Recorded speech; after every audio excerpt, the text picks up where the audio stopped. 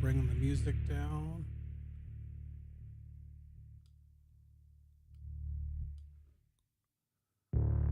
Happy Easter, everybody. How's it going? Well, come on, stop. There we go. Hello, everybody. Welcome back. My name is John. This is my channel, your Renaissance Man. It is Easter Sunday afternoon. Thought I'd do a little live stream. There's a bunch of things that have been rattling around in my head, and I felt inspired to do a video, so I thought I would do it now. Actually, a live stream. We'll turn this into a video if all goes well. First of all, before I get headlines over the weekend, we had rumors about Trump going to Walter Reed Medical Center in Washington, D.C. He didn't go to Mar-a-Lago. He spent the weekend in Washington, D.C. There's a lot of rumors around that. We also had some viral stuff about Iran having some new secret, super low budget weapon that's going to take American fighters out of the sky. The second pilot from the F-15 that was shot down, or we actually don't even know how the F-15 was, what resulted, or the reason for it crashing, but the second pilot was recovered, or the weapons officer. The pilot was initially covered immediately, and then the weapons officer was recovered less than 12 hours ago, I believe. But, the big thing is all of this is tied together, and we'll get to that in a minute. But before I get to all that, first, I want to thank our subscribers. You guys are awesome. Thank you for subscribing. If you haven't subscribed yet and you're willing to do so, it'd be greatly appreciated. If you've already subscribed to us, if you continue to support us by either commenting, or sharing, you can also find us on Facebook and Instagram. So all this stuff is daisy chained together, whether you want to admit it or not. But I'm going to show you how. So, as you know, we had that F-15 that crashed. I think it might have been on Friday or something like that. And the pilot was so it's not two pilots, a pilot and a weapon officer. And they keep saying two pilots. So it's a pilot and a weapon officer. And I believe, because the back seat doesn't fly the plane. The back seat runs the weapon systems. The front seat flies it. And my understanding was they rescued the pilot immediately. The weapons officer was just rescued, like I said, last 12 hours or so. So leading into the weekend, it was talked about that Trump didn't depart to Mar-a-Lago, which created a bunch of blackpilling from, extreme mainstream media, legacy media types, saying that that he was having medical problems, that he was at Walter Reed Medical Center, and all this stuff that was unfounded with no credibility. And then came the viral video that showed Iran having this new low budget. It was an existing, supposedly. Hello, camera. How did you do that? I don't know how you did that. Bring me back in. Hello, little camera. Thank you. And you're focused on my forehead. There we go. We got to make it so the camera doesn't buzz around. So anyways, back to how we're going to tie this all together. So like I said, before the holiday weekend, we had this F-15 crash over Iran. The pilot was recovered fairly quickly. The weapons officer was not recovered until, like I said, 12 hours ago, less than 12 hours ago, possibly. Trump did not depart for Mar-a-Lago this weekend. He was reportedly staying in the White House this weekend. And then the other viral thing that came out was Iran having this new low-tech super weapon that's going to defeat all the systems, all the high-tech of our F-35, for example. It was Chinese-sourced media, I believe, and the Iranians are propagandizing behind it too. Just saying that we had this infrared system that was being attached to this existing platform, and this missile was going to hover around waiting for a target. And whenever a fighter jet came within close proximity, it was going to tie into its heat signature and intercept it. So First of all, that one, the high-tech weapon viral video that went around, complete BS. Here's perfect example. It does not exist. I mean, I'm not saying Americans that we're perfect and we'll never have anything that defeats our systems, but this one is totally debunked out the window. So, okay, let's just use some common sense here. So, let's say the Iranians got this low budget weapon, something they already have lots of them, and then they use Chinese technology to stick a guidance system onto them that's undetectable by an F-35. And that's going to hover around and, and then wait for a opportunity, a target, and then it's going to take off after it. And the systems on the F-35 won't detect it till it's too late. And it just has to get in close proximity to damage it enough to take it out of the sky. That was the gist of the video I saw. So let's look at it from a logic standpoint here. So think of a rocket. A rocket is a cylinder, and it usually has some small winglets on it to help it, for guidance, to direct it. Okay. So now this is something that if it loses propulsion, it's going to fall out of the sky. And they're usually liquid fueled, burning some sort of liquid power. There is solid fuel also, but I think solid fuels for bigger weapons because of how the size of a solid fuel, what it takes, occupies space and that kind of stuff. So I'm pretty sure liquid fueled for, small weapons. But anyways, think about it this way. As soon as, we got gravity is a constant problem with anything that flies. So think about it. We take a rocket, we shoot it up, say the Iranians got this little mystery rocket that's got a guidance system. Shoot it up in the air, and it's going to intercept something when it comes in close proximity. How long is that thing going to have to fly around in circles before it runs out of fuel? And then what? It can only last minutes. But on top of all that, let's look at what else was going on. There was a search for a flight, the weapons officer from the F-15 going on the whole weekend. That, like I said, that just stopped recently when they recovered him. Okay, you look at the video, even the video coming out of Iran, there's C-130s and U.S. helicopters flying low altitude. Iranian police are taking shots at these aircraft. So, I mean, this is stuff that is not doing anything to evade any attacks from the Iranians. Now, think about it. If they had this new low-grade, cheap weapon that can now intercept our aircraft on a whim, at just a pull of the trigger, wouldn't they be blowing these C-130s and these helicopters out of the sky when they're highly vulnerable, flying low altitude, looking to rescue a lost pilot? Think about it, people. The Iranians would use that as an opportunity to blow everything out of the sky if they had the weapon. It doesn't exist. What brought the F-15 down? That's not been divulged to us as of yet.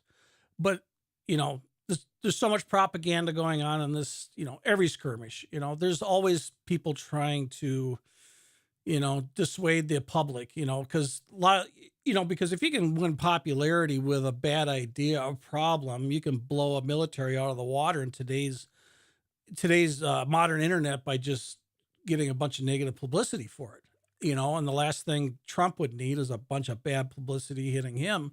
He's already got enough starting this war, we'll call it, because that's essentially what it is. So, yeah, so this low tech weapon with this new guidance system, completely a bunch of crap. It seemed like something that was based on, the idea of, drones, for example, have been a huge factor in the Ukraine-Russian war. Drone technology, super low budget. But it's slow speed, small amount of munitions, all that kind of stuff. And so I think that's where the birth of this, this low tech weapon for the Iranians was. It's going to now take aircraft out of the sky came from. I think they kind of combined some of the stuff around, drones and then applied it to a rocket. So it sounded more believable, but it's a complete bunch of crap. It doesn't exist. They don't have anything like that. You can't have a rocket hover around waiting for a aircraft to intercept. It can't stay in the sky long enough. It doesn't have enough fuel. Once it launches, it's got to be on a trajectory. It's got to know what it's looking for. It can only fly so long before it doesn't know where it's going, especially the weapon they said it was being attached to. So complete propaganda, psyop, BS, just trying to poke holes in our, showing that we're now vulnerable to this low technology. America's going to fall, all this BS. Don't buy into it. It's a bunch of crap. So anyways, and then there again, if they had it, we would have been America would not have went through the effort it did to rescue this pilot if they now had this weapon that was blowing us out of the sky, which further lends credence to that we do completely dominate Iran right now. If you've seen any of the footage so far of the rescue campaign for the second officer of that F-15, I mean, we were even landing inside Iran, inside their borders, and doing deployments from inside their border and putting special forces units on the ground to rescue this pilot. If we were not in control of that country right now, at least from the military perspective, America would not stick everything out there in the wind to be shot down for one pilot. So don't fall for all this black pill stuff from the legacy media. It's really a bunch of crap. It's a bunch of psyop stuff. Grant, I don't think we're perfect anyway, but this really far-fetched stuff that you just want to believe, especially if you hate the government, hate us or whatever, and you just want to look for any shimmer of hope that there's a shot that we're going to be super vulnerable. Well, maybe we are and we haven't heard about it yet, but this bunch of latest stuff is just a bunch of crap. This super weapon doesn't exist. So anyway, so the other topic, Trump being at Walter Reed having medical issues. That was another headline that was floating around this weekend. Another bunch of crap. Trump has said from day one his commitment to this war and winning it. And he also promised it to be fast. And as of yet, it's still going on. So it's not resolved yet or done or hasn't met his criteria for when it is we'll pull out of there. But he has commented several times about our past wars that we've been involved in, meaning the United States, and how we've always handicapped ourselves from winning. Even when we had the technology and the ability to win, we prevented ourselves, using Vietnam as an example and other skirmishes. So, and I believe that's, and if you follow Trump's words from what he's said over the years, he kind of sticks to his stuff all the time. Whether you don't like him, hate him, love him, mediocre, halfway, whatever, he pretty much verbalizes everything he's going to do. And if he hasn't told you yet, he'll tell you eventually, or you'll see it in action. So he's always been critical of the way America's, ran its wars, especially in recent years, by not being fully committed to it, preventing ourselves from winning, that kind of talk. And so that's why I believe he's so aggressive with this Iran thing. He wants to be bing, bang, boom, flex our muscle, use all our technology, beat them in submission, and then take off and be done with it. And with that in mind, I really believe that's why all this effort was put in to rescue this pilot. He doesn't want another Benghazi. He doesn't want another Mogadishu. Mogadishu was Black Hawk Down. Benghazi was the 13-hour deal where they raided our embassy. And that was an ugly thing for America to endure. We lost American lives. We didn't defend our own. It was really, really ugly for our country. It was ugly for our soldiers. It showed a lack of continuity, showed a lack of ability to defend our own. It was an ugly thing. Look at Black Hawk Down. It's so, so think about it in that regards too. Imagine if Iran had captured this weapons officer, the second person in the F-15, alive especially. They would have been dragged on the streets. They would have probably had some mock court trial or something like that, and then hung him. And it probably all would have been within 24 hours just to stick it on the media. That's something we couldn't survive either. That would slam us all to the ground in a hurry and really get us a bunch of negative crap. I mean, I'm not saying the pilot's life isn't worth anything and this is all done just to prevent that, but here's how we're going to connect it to Trump being sick and all that crap. The reason why Trump was at the White House all weekend is because he was heavily involved in rescuing this pilot the whole time. He would not leave. He would not leave his post until this pilot was rescued because they were aware from the beginning that he was alive and he was still, CIA was involved with intelligence, communications. These guys have a communication device with them when they crash that's strapped to them. And Trump stayed on the phone the whole time. Trump stayed in the White House. He wasn't sick. He wasn't hiding from the world. You don't really know the magnitude of how hard they were trying to find this pilot and the resources that were exerted. And we may never know the whole depth of it, but the footage we've seen so far, we got C-130s, we got helicopters combing the mountainsides of Iran inside their borders, low speed, low altitude, back to this secret weapon they have. They don't have it.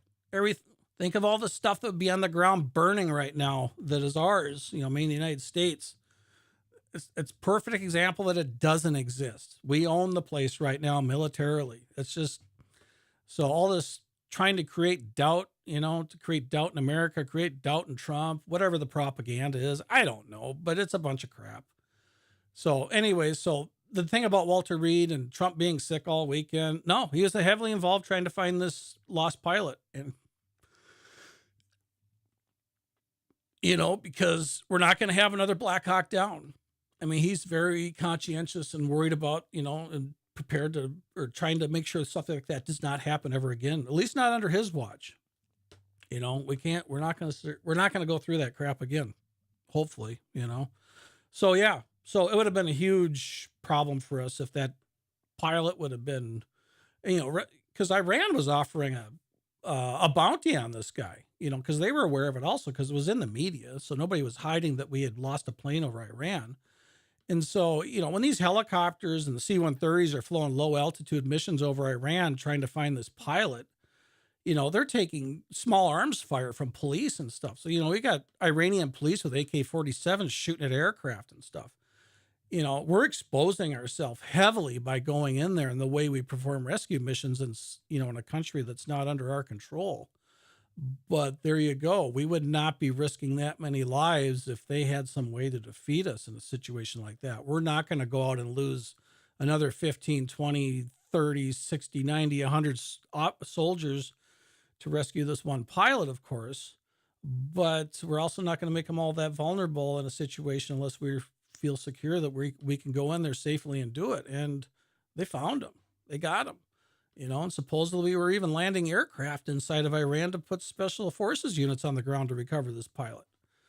So, don't buy into all this doubt and confusion and crap that the legacy media and those other people on the interwebs that are just trying to fuel the doubt in Trump's abilities and the abilities of our country and that kind of stuff. It's really a bunch of hyperbolic crap. So Trump stayed home for the week, or stayed in the White House all weekend to work on this mission of recovering the pilot. This new secret weapon that Iran has, they say they have, doesn't exist. It's a bunch of crap. When you look at it logically, it doesn't exist. It couldn't. I mean, we were highly exposed just recovering this pilot. It doesn't exist. They would have blown everything out of the sky. Yeah, like I said, we're not going to have another Benghazi. We're not going to have another Mogadishu, at least not under Trump's watch. He's going to pull all the pins to make sure that we don't get, exposed like that again. So, yeah, it's, war's never good. War's never fun. I mean, hopefully the results are worth it in the long run. It's disappointing to not see our NATO allies get more involved. It's not surprising, especially what's happened to those countries, especially France and the UK. Germany's trying to turn it around a little bit. They're making an effort. Of course, we don't always like Trump's approach, and a lot of people don't. And Trump is Trump. You can't get around that. You either love him or hate him. And at the very least, sometimes all you got to do is, if you, at the very least, respect his efforts if you can. Because I think overall he means good. He's kind of caught in his own head sometimes. And then all these U.S. Marines that are being deployed to the Iran area. I really think, there's no reason to have a ground invasion. There's no purpose to occupy Iran. There really isn't. We've supposedly knocked out everybody. Everybody that has any aspirations of ever controlling that country has been knocked out. And strategic attacks by Israel and the United States. I mean, I think Israel even sent the drone into a site of a hotel where some of these dudes were held up in, and pinpoint accuracy blew apart a couple floors of a hotel. So obviously we're getting a lot of intel out of there to be able to pinpoint all these people. And eventually you're going to have just no names left, or there's nobody worth, having strategic attacks against. And, and I think that's the ultimate goal, is to get it to the point where none of the former regime is in place to ever run the country, and then hopefully get some sort of democracy going. But, I think the Marines are going to be there to enforce Karg Island more than anything. I think that's their only reason for going. Karg Island, that's that small island off the edge of Iran that is used for loading oil to oil tankers. And that's Iran's resource. That's their source of income. And I honestly think Trump's going to protect Karg Island to make sure that doesn't get destroyed, so the country can still produce oil, because that's their lifeline. That's where their income comes from. If he can get his ultimate goal is to get that regime out of there, and, the oppressive, Muslim Islamic regime out of there, and hopefully get some sort of democracy into Iran. Iran was a prosperous country for a long time. And it wasn't, you look at the pictures of that place back in, was it the 70s, before all this started up? It was a much different world there. And the Muslim radicals were allowed to come in there and take over, and nobody stopped them, And, people can argue why get involved. And it's like, well, you still have to gauge good and evil to some extent. Does it make us have to be involved? I mean, you can always question that. But, you think of extreme situations like Hitler. It's like, that wasn't good for anybody, so why let that continue to happen? Sometimes an outside force has to get involved, and that probably should have happened in Iran before it got to where it's at now. Like I said, trying to get some sort of democracy in place for Iran. I really think the Marines going to Iran is going to be to defend Karg Island. I think they're going to occupy Karg Island to protect it until we feel that won't be a vulnerable, at least till they feel like militarily Iran's completely destroyed, so they can't destroy it themselves on their way out, meaning the previous regime, something along the lines of, okay, we're really defeated. Let's send out the signal to any people still loyal to the previous regime to go out and, terrorize our own country to make sure that we're not, cause problems for whoever comes in after us. And Karg Island, it's a oil depot. They pipe, the pipelines from the Iranian oil fields all lead to their storage tanks. They load tankers there, send them out, and that's how Iran, makes their income. That's their economy for the most part. And like I said, I think Trump's going to go in there, put the Marines on Karg Island, and prevent it from being destroyed. Because if that were destroyed, say sabotaged by the previous regime on their way out, and just like, oh, let's destroy everything we can, we're done.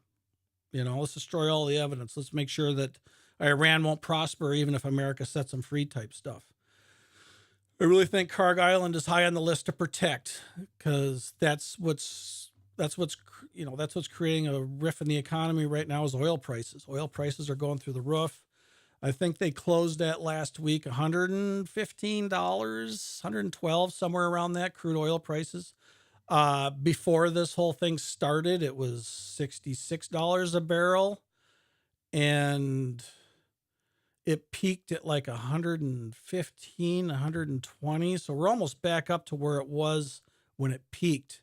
It got down to like $80 a barrel fairly quickly. But now it's shooting back up again. So oil prices, yeah. I mean, the other thing Trump has talked about is giving 48 hours for the Strait of Hormuz to open. And that's clicking down. So we're probably going to see another aggressive action here unless somebody just completely folds on them. The Iranians whoever they're talking to completely gives in, because, you know, there's only so much we can do from the air. And that's basically whatever intel we have, take out concentrated areas that are of a threat to us, storage areas, or areas that store weapons, weapons batteries, underground labs, stuff that they don't want to happen, like they've said repeatedly, is not to develop nuclear weapons, and they store a lot of their weapons underground, and you know, but Strait of Hormuz, we got little watercraft with weapons on them and stuff like that, and then you got fixed portable mobile units that can shoot from the shoreline, and the military can take them out with pinpoint attacks with aircraft and stuff, but that's one at a time type stuff. So if they got a holding area where they're storing this stuff, it'd definitely be a benefit to knock that out. And I think that's what they're doing. Is they said they got, like, last time I heard, they said they had like 3,000 targets left to work on if they want to go after all of them. So until there's somebody in place that's truly in control of Iran, and that's been questioned by the media too, is who's he talking to? Because they want some credibility to who he's talking to, and I get that complaint. That's rightfully so, but with us not knowing all the people in Iran and what the compromises of, except for the people that were in power, higher ups, and supposedly dead at this point, Trump could make up any name he wants and say it's Bill. Either way, no matter what, they're not going to know who it is. So that seems a little wishy-washy to me when he says he's negotiating with Iran and talking to people. It's like, well, he's probably talking to somebody they hope to get into power, somebody they would like to get in power, probably doesn't have much control. Who knows? It's going to be hard to imagine us completely pulling out of there and having confidence it's going to go the way, Trump wants it to, type thing, leading to a democracy of some sort. So honestly, I think Trump's biggest concern here is just making sure they can't attack anybody anymore, and then just let them sort it out on their own, unfortunately. Well, I say that tongue in cheek because we don't want to occupy Iran. Nobody wants to occupy another country. That is a losing battle. There's so many examples in history. You look at Afghanistan, Vietnam, stuff like that. We can't just move in there and take it over and turn it into a Western country and then expect everybody in the country to latch onto it and defend us from the guerrillas and within, the ones that are still loyal to the previous regime. And that's a war that goes on forever, and nobody wants to see that. And that's what everybody's trying to use as leverage to make sure this doesn't turn into that. Is we don't want another this, we don't want another that. So honestly, I think he's gonna knock out their weapons as much as they can, feel confidence that the weapons are gone, meaning like the nuclear program, probably protect Karg Island, and maybe make sure the Strait of Hormuz stays open, and that's about it. And probably let the Iranians sort it out amongst themselves inside their own borders, because we've known from experience we can't stick boots on the ground inside a foreign country and then try to turn them into a Western nation. That doesn't work. There's a lot of lives lost like that, a lot of equipment.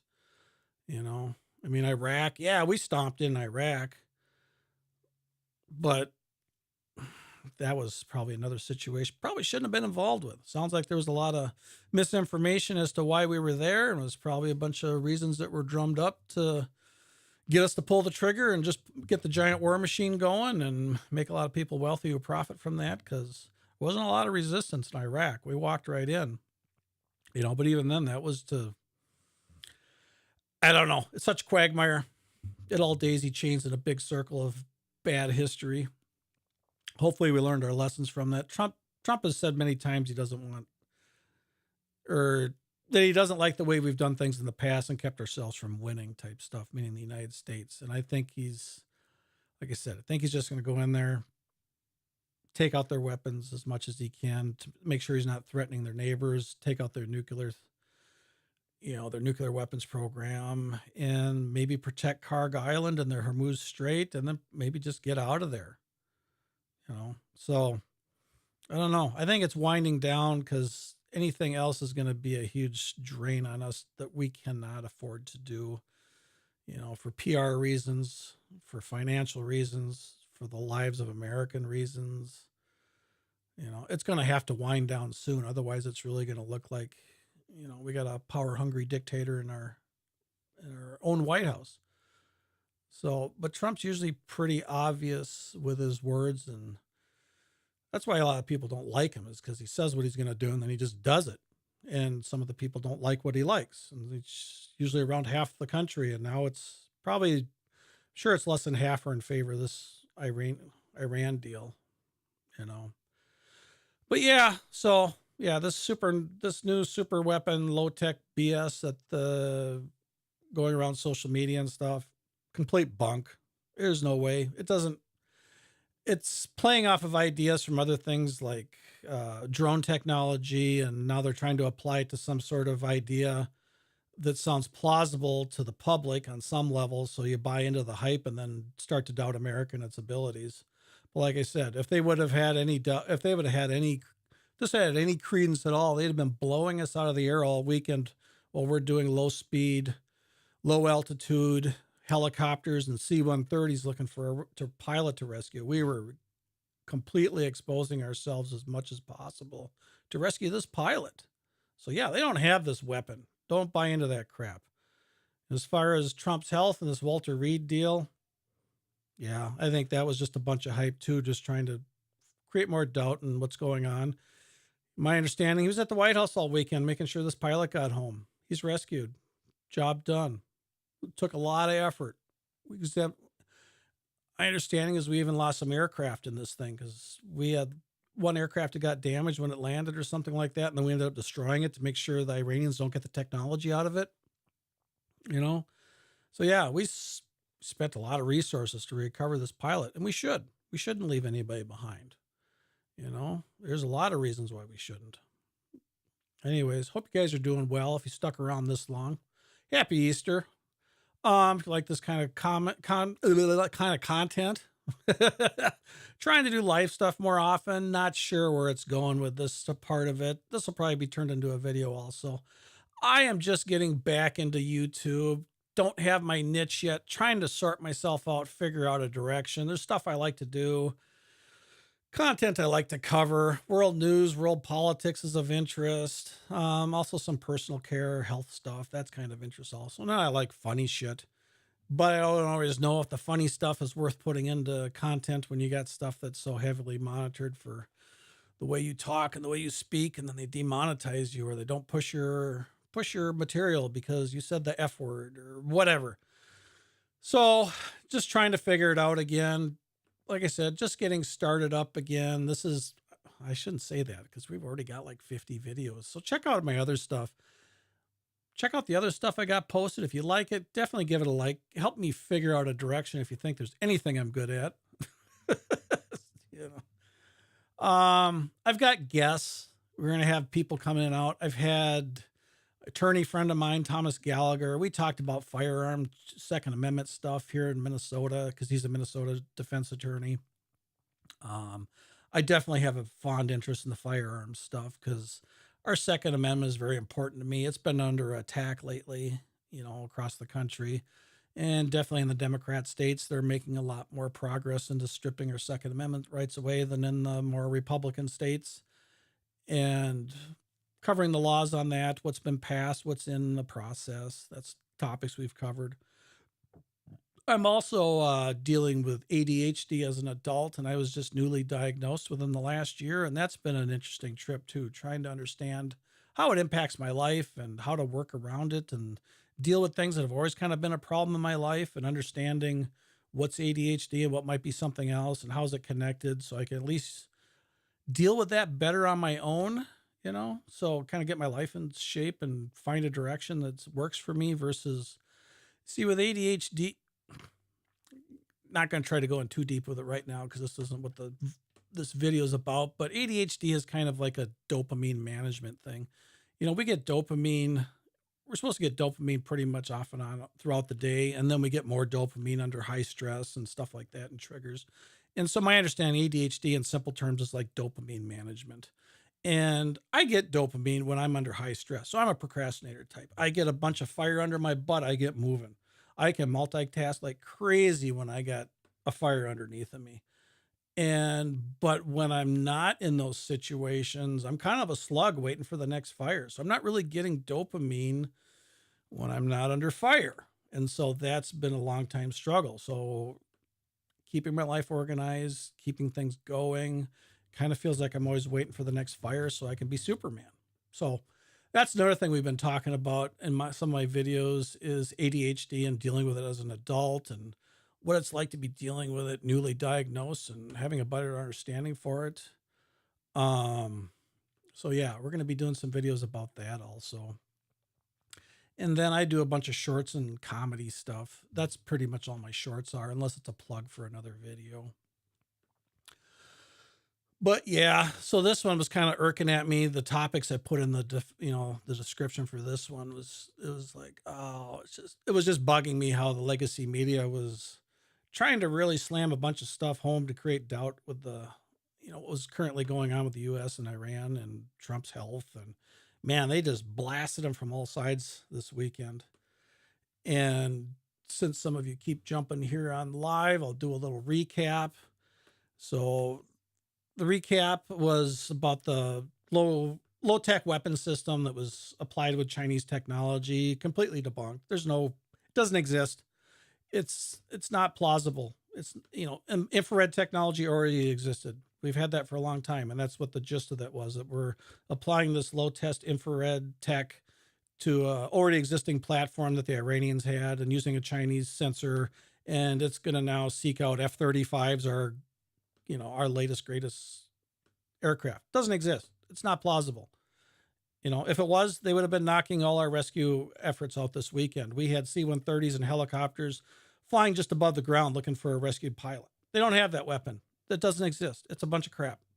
And the Walter Reed thing, Trump possibly being sick, he wasn't sick. He was just buried in the White House all weekend trying to make sure this pilot got home. That was the whole thing revolves around Iran this weekend. All the headlines, it was all daisy chained together. Trump wasn't sick. He was in the White House. There is no low tech cheap weapon that we can't defend our F-35s from. The other pilot was rescued, who was a weapons officer, not a pilot. I just say pilot for easy to understand, but he was retrieved.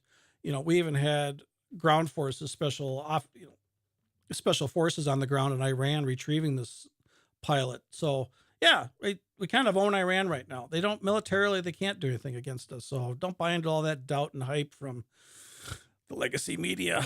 And what was the other part of the headline? Yeah, that was about it. So yeah, I honestly think, and also retrieving that pilot is just not leaving one of our guys behind. We've put a lot of effort into that. We probably put as much effort as that as we did any of the bombing missions lately over Iran. So, it shows Trump's commitment to dealing with it. We're not going to have a situation like Benghazi or Mogadishu with, like the Black Hawk Down situation where, the risk just isn't worth it. We're just not going to deal with it. Or we don't want the publicity for going in and rescuing our own type crap. It's, you gotta admire Trump's actions when they match his words. And when you see what the greater good of it is, he's sticking to his word and he's following through on things.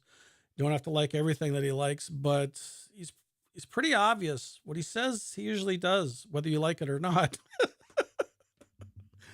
So you gotta admire Orange Jesus for that. I use Orange Jesus term to ruffle my buddy Darwin. Darwin's a friend of mine who's a writer. He lives in the Caribbean on a sailboat. And we talk to him from time to time. He's a writer.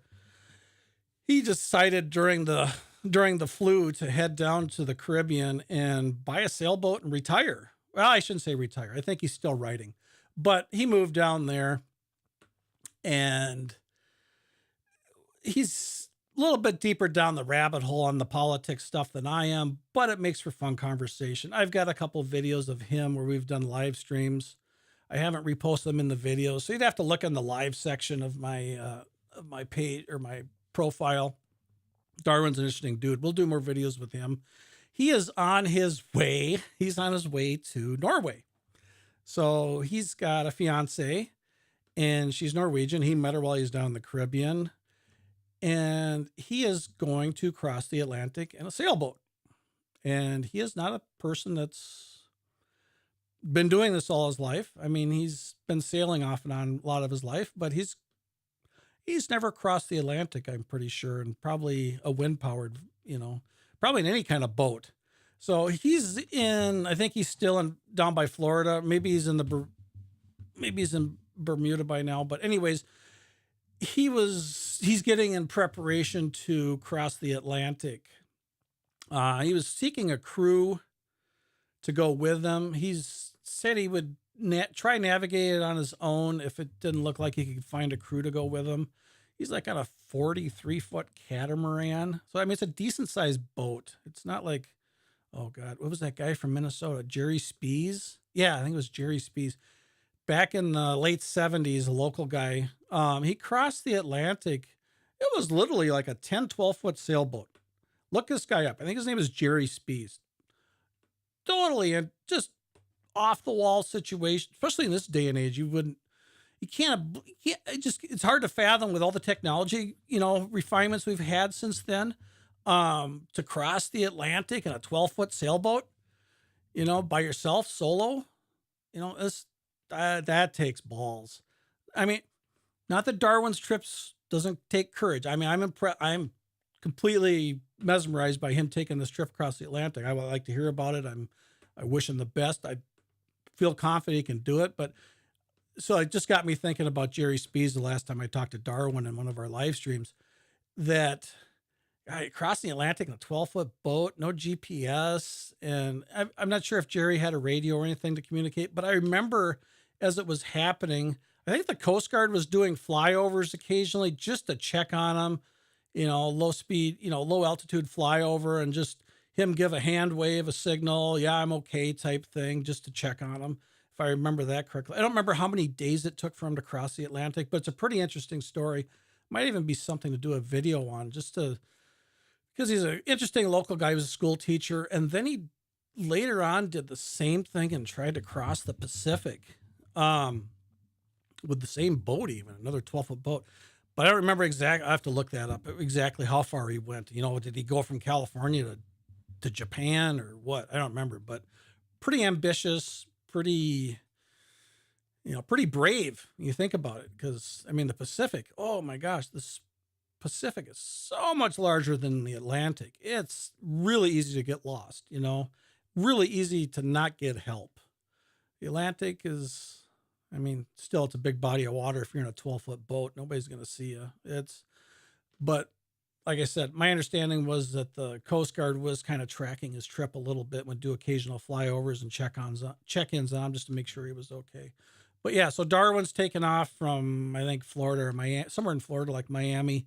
He's going to cross the Atlantic up to Northern Ireland, and then from there he's going to go to Norway. He was hoping to get there middle of April or something like that. So we'll be touching base with him too. Anyways, I dragged it out a little longer because we had a few people watching that didn't check in, but it was nice to see the old clicker show a few people. So anyways, hope you're doing well. Well, somebody's there. Hey, if you're there and you're watching, do a check-in, especially if you're somebody I know. Just say hi or something. Do a little check-in. I see you watching. And even if I don't know you, say hi. And then you're gone. Bye. Sorry we couldn't hold on to you. Oh, Lordy. Such a long day. Easter. Anyways, we're going to sign off now that we truly have nobody watching. Now that I'm truly just talking to myself and the camera.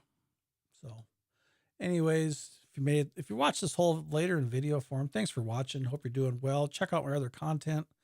Leave a comment. Say hi. Tell me I'm way off. I don't care. Like the stuff that you like, and so I get an idea of what you do like, if there is anything you like that I do. So we're going to sign off. Have a great day, everybody. Happy Easter. Hope you're doing well. God bless.